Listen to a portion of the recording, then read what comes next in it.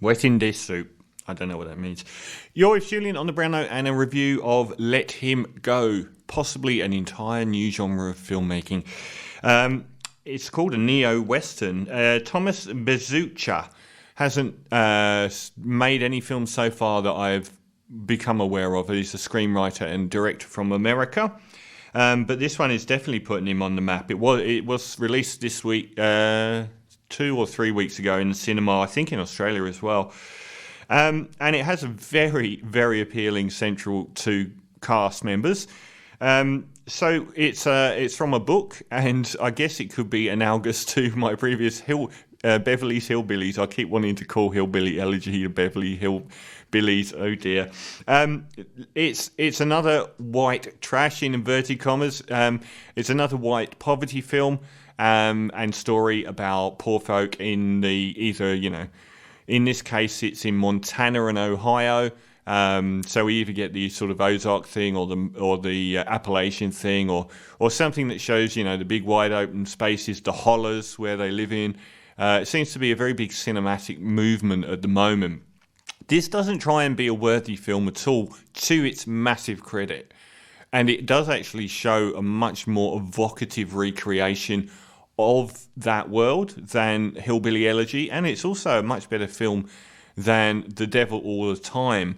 Very ambitious but massive failure. Here we get Kevin Costner and his wife Diane Lane. Now that's a winning partnership right there to float a movie on. I was in love with Diane Lane when she was in Rumblefish, one of the last great Francis Ford Coppola film. Very underappreciated, a brilliant film. Also starred Matt Dillon, Mickey Rourke and Dennis Hopper as the three main guys in it. And Diane Lane was the schoolgirl in it. I was about 13 or 11 when that happened, and I've always thought that she deserved a lot more. She's just a really good actress in a leading actress way.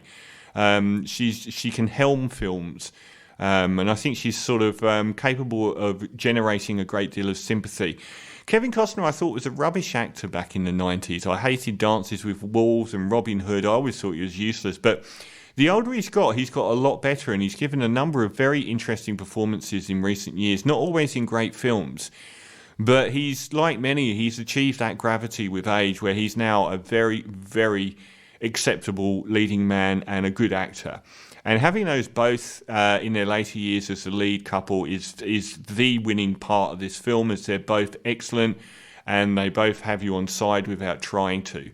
So they live in Montana, and they live with their son and his wife and their infant child.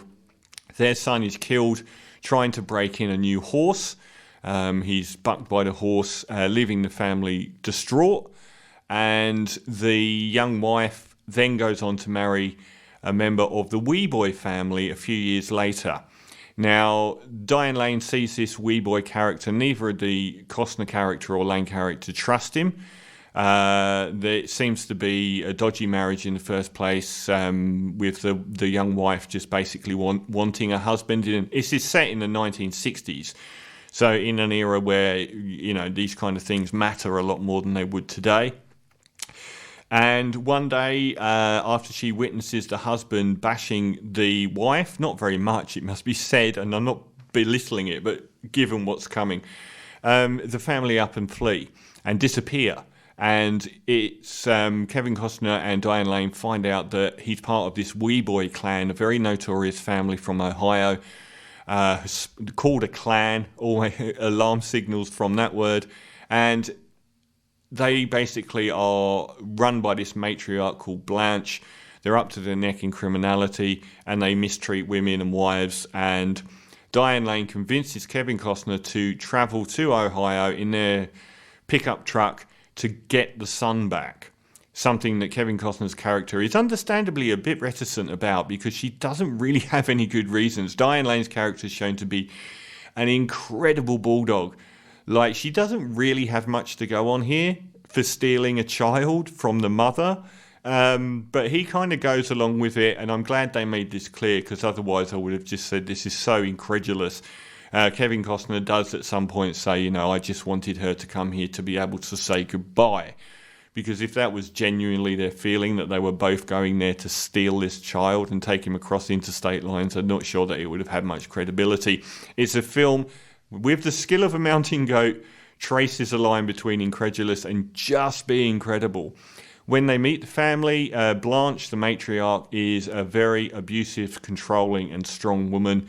The sons all seem to be basically slaves to her, but willing ones. And it's clear that their daughter-in-law and the infant child are not going to have a good life. They're constantly watched whatever they do. And she basically makes a pact with the daughter-in-law, basically, come and live with us. And the daughter-in-law says, yes, this is terrible, it's horrible, I hate it here. So they plan to leave with Kevin Costner and Diane Lane. Unfortunately, the Wee Boy clan get wind of this, and they turn up and they violently attack Kevin Costner.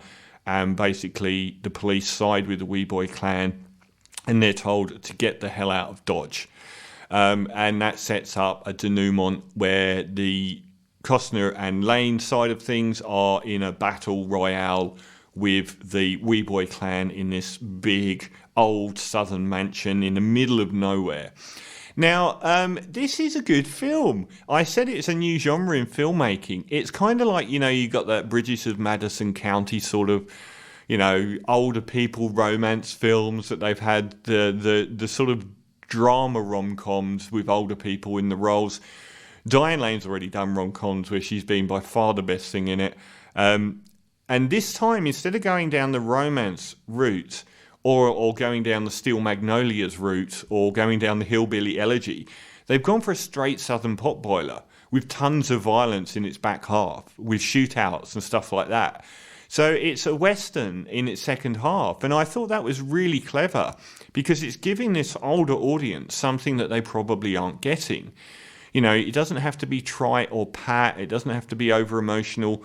It sets itself up methodically over the first sort of hour or so, and then it unleashes, the nastiness of the back half of the film. And I thought that was pretty clever because I can't really think of another film that's done that. I thought it all hung together really well. I thought the screenplay wasn't too long and didn't overplay its hand at all. The things that I was continually skirting with was, did she have enough to go on to instigate everything that happened?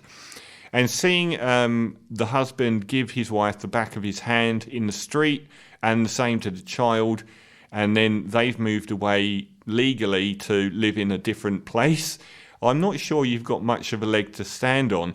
It's just that once those things are in motion and they visit the family then up the ante quite significantly, giving credence to what comes after that, which is an absolute bloodbath. But I was kind of like, you're overstepping the mark here a little bit. The two leads are great. They exhibit it, they're in that world-weary pocket perfectly, but Diane Lane in particular stands out for being just so outrageously bullish. She is such a bulldog, and I did feel for Kevin Costner because she just won't let go. The Wee Boy clan, they're a bit bland, really. I mean, we've seen these horror families, and this is like the very blandized version of the Texas Chainsaw Massacre family in the woods. They're not that interesting. I mean, they don't really do that much. It's just they're a bit abusive. I'm sure that a lot of families were probably a bit abusive in poverty out in the middle of Ohio and Montana in the early 60s. It's just the ante gets upped quite painfully bad, and he does give her the chance to make a decision whether she wants to. They're not kidnapping anyone.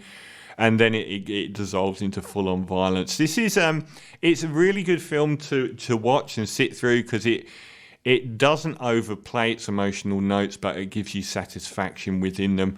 It hits some good satisfying notes.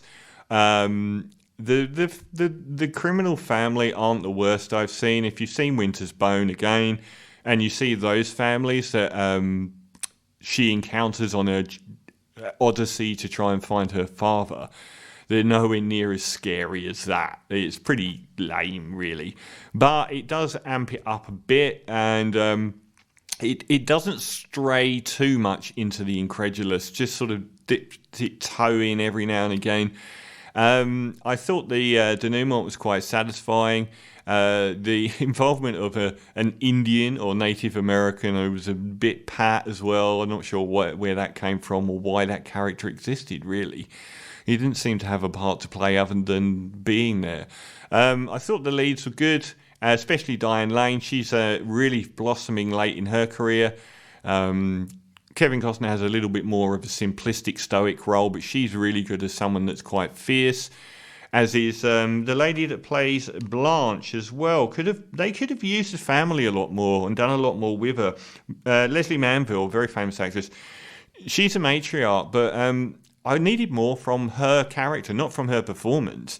But she's briefly sort of established over a couple of scenes, and we don't get that much out of her. I would have rather have seen more of this world and got a bit more of a sense of how dangerous this wee boy clan was, because they weren't that scary. But overall, it's a very satisfying film. It's not a film I'm going to watch again. I got everything I needed to out of it the first time around, and I think it'll be very successful as well. So Let Him Go, I'm going to give a very, very solid 7 out of 10 to. Definitely no higher and definitely no lower. As a once through, it is very, very satisfying, and I wouldn't watch it again because there's no reason to, really. So it's exciting and it's fun and it's well acted, and every now and again they just drop in some little bits of intelligence, like hinting at Kevin Costner's character's alcoholism and stuff like that. They don't overplay it. He just sort of nips into the store and buys some whiskey, and he's just like looking at us like, don't you dare start on me, as if this is something that has happened in the past. And those little moments I thought elevated it. It's made with intelligence. It's not pat and stupid. It is actually quite an intelligent film. And given that it doesn't aim to be, I think that helps it get to the end. So I won't watch it twice, but a very, very welcome watch once, 7 out of 10 for Let Him Go.